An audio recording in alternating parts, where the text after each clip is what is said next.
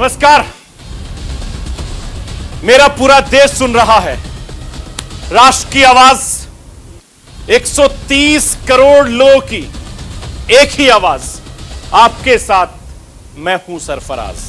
मैं सरफराज सैफी आपको बताना चाहता हूं, उत्तर प्रदेश का भाग्य बदलने के संकल्प के साथ आगे बढ़ रहे एक भगवादारी की राष्ट्रलक की भव्य तैयारी पूरी हो चुकी है।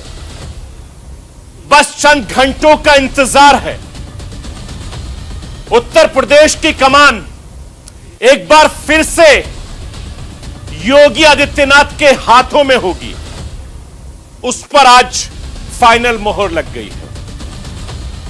केंद्रीय गृह मंत्री अमित शाह की मौजूदगी में योगी आदित्यनाथ को विधायक दल का नेता चुन लिया गया है।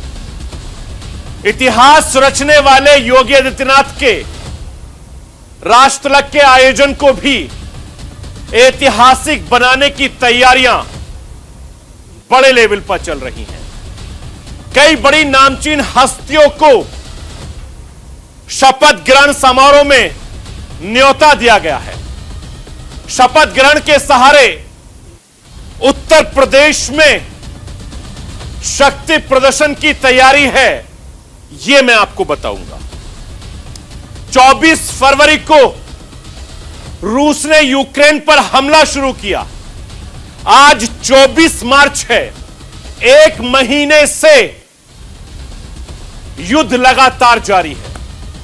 रूस अड़ा हुआ है, यूक्रेन भी अपनी जिद पर है और युद्ध के मैदान में अब तक खड़ा हुआ है। एक महीने के बाद युद्ध एक खतरनाक मोड़ लेता दिख रहा है। अभी तक पीछे से यूक्रेन की मदद कर रहे अमेरिका और नाटो देश अब फ्रंट फाइट की तैयारी में आ गए हैं। यूक्रेन की सीमा पर नाटो सेना का युद्ध अभ्यास क्या संकेत देता है, यह भी मैं आपको समझाऊंगा। उधर अमेरिका नाटो देशों का बदलता तेवर कैसे रूस को परेशान कर रहा है, क्यों बार बार रूस परमाणु युद्ध वाली धमकी दोहराने में लगा है, यह भी मैं आपको समझाने की कोशिश करूंगा। वहीं दिल्ली से करीब 5000 किलोमीटर की दूरी पर जारी युद्ध कैसे भारत की महत्वपूर्ण नीतियों पर प्रभावित करता है, इसको भी समझाने की कोशिश करूंगा। अगले 1 घंटे तक आप मेरे साथ बने रहिए और देखते रहिए राष्ट्र की आवाज।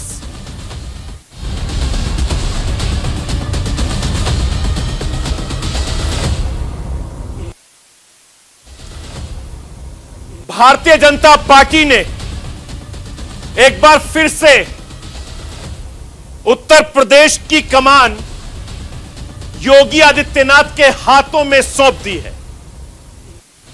सबकी सहमति से योगी आदित्यनाथ को विधायक दल का नेता चुन लिया गया है और विधायक दल का नेता बनने के बाद योगी आदित्यनाथ ने पार्टी और पीएम का आभार जताया है और उसके बाद सीधे योगी आदित्यनाथ गवर्नर साहिबा से मिलने राजभवन पहुंचे। राज्यपाल आनंदीबेन से मिलकर सरकार बनाने का दावा पेश कर दिया। योगी आदित्यनाथ के शपथ ग्रहण समारोह की तैयारियां पूरे जोर शोर से चल रही हैं और रात भर चलेंगी। इकाना स्टेडियम को दुल्हन की तरह सजाया गया है, जहां कल योगी आदित्यनाथ मुख्यमंत्री पद की शपथ लेंगे और इस शपथ समारोह के गवाह बनेंगे देश के प्रधानमंत्री नरेंद्र मोदी और उनके साथ देश की कई बड़ी जानी मानी हस्तियां इकाना स्टेडियम में मौजूद होंगी।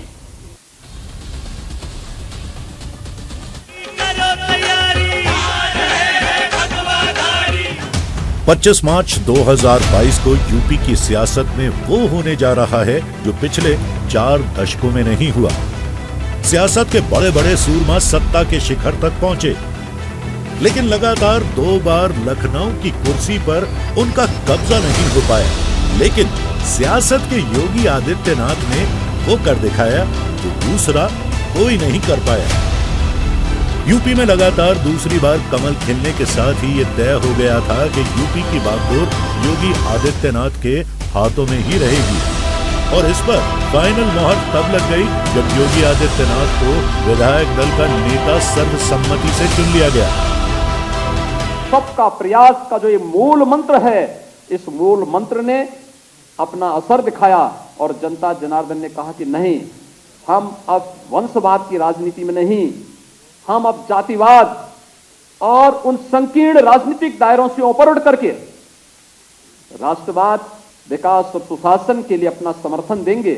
पहले कुशासन से सुशासन के लिए था, अब सुशासन को और भी सुदृढ़ करने की दिशा में अगला हमारा कदम क्या होना चाहिए, स्वयं से आरंभ होगी और उसके लिए तैयार होना है।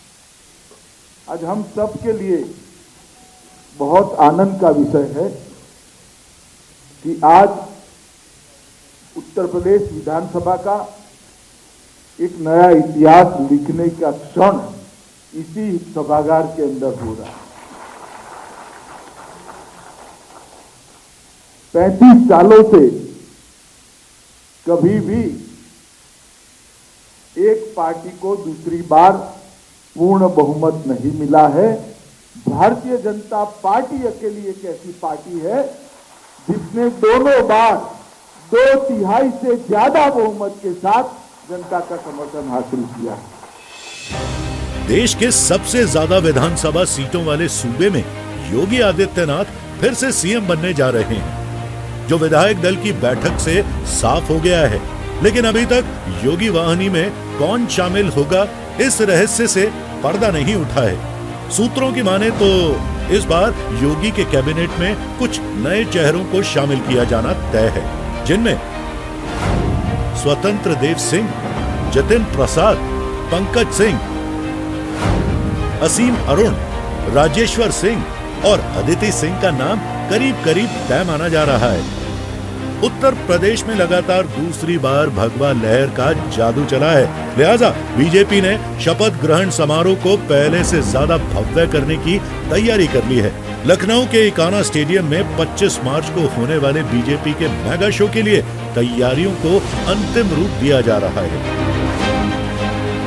देखिए, हम दिखाएंगे पूरी तरह से सिक्योरिटी है और खाली ये पीएससी या सीआरपीएफ के जवान ही नहीं हैं, बाकायदा कमांडो फोर्स भी कल यहाँ पर दिखाई देगी। और थोड़ी देर में, यानी कि कुछ देर के बाद जो एनएसजी है या जो प्रधानमंत्री के एसपीजी है, वो इसको टेक ओवर कर लेगी। हालांकि उन्होंने कई बार यहाँ पर जायजा ले लिया है, कहाँ पर प्रधानमंत्री आएंगे, उनका रूट क्या होगा, वो सारी चीज़ें उन्होंने पहले से देख ली हैं। स्पॉटर्स लगाए गए हैं, यानी कि जो कोई भी संदिग्ध वस्तु या संदिग्ध व्यक्ति को देखते ही वो उस पर एक्शन ले लेते हैं, वो उन स्पॉटर्स को भी यहाँ पर लगाया गया है। उत्तर प्रदेश में बीजेपी ने इतिहास रचा। 5 साल बाद फिर से कमल खिला, जिससे योगी आदित्यनाथ के नाम एक ऐसा रिकॉर्ड बन गया जो अब तक किसी के नाम नहीं था। दरअसल यूपी के नंबर 1 औद्योगिक नगर नोएडा के नाम पर एक बहुत बड़ा धब्बा दशकों से लगा हुआ था। मिथक को योगी आदित्यनाथ ने तोड़कर दिखा दिया। अपने शासनकाल में सीएम योगी कई बार नोएडा आए, लेकिन मिथक का कोई असर उन पर नहीं पड़ा। योगी सरकार ने 5 साल भी पूरे किए और चुनाव भी जीत लिया। योगी सियासत के कर्मयोगी हैं। उन्होंने सरकार चलाकर दिखा दिया है कि जो कभी नहीं हुआ वो कर सकते हैं। जिस उत्तर प्रदेश में नाम मात्र की कानून व्यवस्था होती थी, उसी उत्तर प्रदेश में योगी सरकार ने मिशन 2022 में लॉ एंड ऑर्डर को मुख्य चुनावी मुद्दा बनाया, जिससे जनता इतनी खुश हुई कि बीजेपी की झोली वोटों से भर दी। चुनावी जीत के बाद बीजेपी का आत्मविश्वास हाई है और इसी का पूरा असर शपथ ग्रहण समारोह पर दिखने वाला है। बीजेपी ने शपथ ग्रहण के सहारे शक्ति प्रदर्शन की फुल तैयारी कर ली है। उत्तर प्रदेश की राजधानी लखनऊ नवाबों का शहर है, लेकिन इन दिनों नवाबों के शहर में हर तरफ भगवा लहर का जलवा दिख रहा है। पूरा लखनऊ शपथ ग्रहण के कार्यक्रम के पोस्टरों से अटा पड़ा है। और हर किसी को इंतजार है तो बस केवल 25 मार्च का, जिस दिन एक भव्य समारोह में उत्तर प्रदेश इतिहास रचने जा रहा है, क्योंकि 2022 में उत्तर प्रदेश ने वो कर दिखाया जो कभी नहीं हुआ। Bureau report, news India. और शुक्रवार का दिन योगी आदित्यनाथ के लिए काफी ज्यादा अहम दिन है। 37 साल बाद कोई लगातार दूसरी बार मुख्यमंत्री पद की शपथ लेगा और शपथ समारोह के लिए तमाम तरह की तैयारियां पूरी हो रही हैं। शपथ समारोह में शिरकत करने के लिए देश के प्रधानमंत्री नरेंद्र मोदी भी लखनऊ पहुंच रहे हैं। पीएम मोदी के अलावा शपथ समारोह में किन किन नामचीन हस्तियों को न्योता भेजा गया है, यह मैं आपको बताता हूं। जी हां, मुलायम सिंह यादव, अखिलेश यादव, सोनिया गांधी, राहुल गांधी, प्रियंका गांधी, मायावती, बिजनेसमैन मुकेश अंबानी, गौतम अडानी, आनंद महिंद्रा, कुमार मंगलम, बिरला, अक्षय कुमार, कंगना रनावत, अजय देवगन, अनुपम खेर, विवेक अग्निहोत्री, इन जैसे तमाम बड़े नाम हैं जो लगातार उत्तर प्रदेश में आपको योगी के शपथ ग्रहण समारोह में नजर आएंगे। इसके अलावा कुछ और बड़े चेहरों को भी बुलाया गया है। उत्तर प्रदेश की जनता आपको कल इकाना स्टेडियम में नजर आएगी। योगी आदित्यनाथ, यह नाम किसी परिचय का मोहताज नहीं है। योगी आदित्यनाथ ने उत्तर प्रदेश में इतिहास रच दिया है। भारतीय जनता पार्टी लगातार दूसरी बार योगी आदित्यनाथ को कमान दे रही है और सुबह कल यानी वो शपथ की तैयारी कर।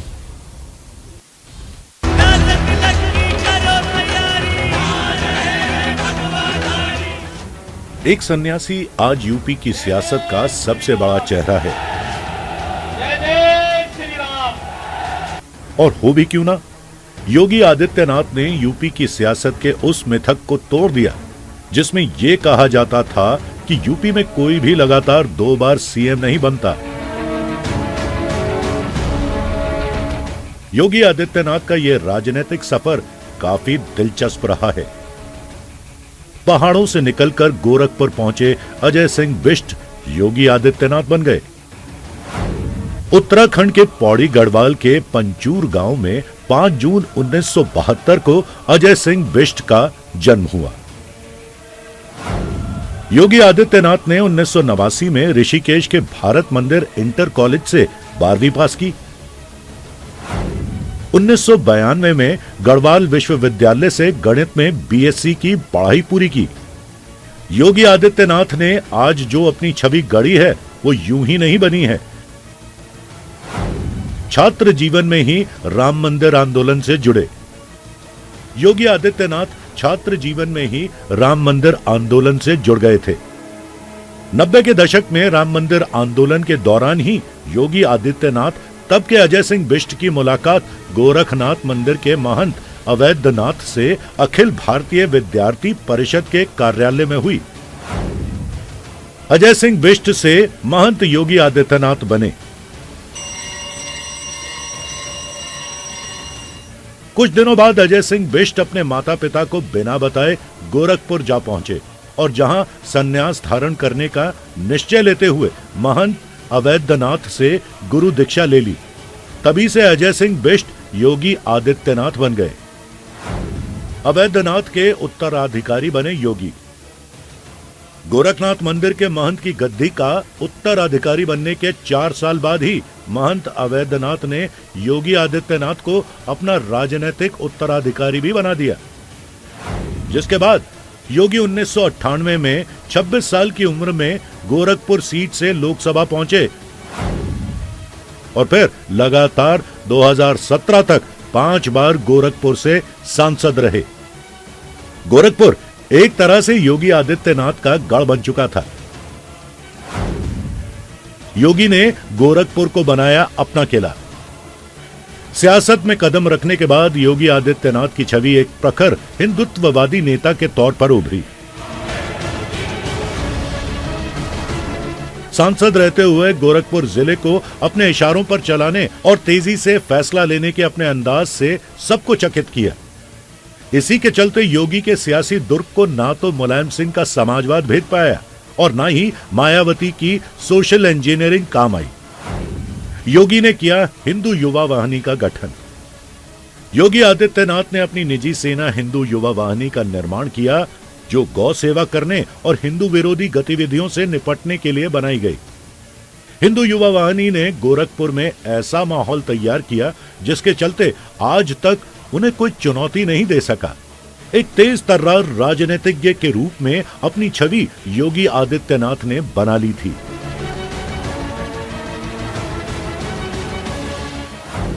– 2017 में यूपी के सीएम बने योगी। 2017 में बीजेपी को यूपी में प्रचंड बहुमत मिला तो सीएम के लिए कई चेहरे दावेदार थे, लेकिन बाजी योगी आदित्यनाथ के हाथ लगी। योगी आदित्यनाथ यूपी के सीएम बन गए। 45 साल की उम्र में मुख्यमंत्री बनने वाले योगी आदित्यनाथ ने अपने फैसलों से लोगों के दिलों में जगह बना ली। –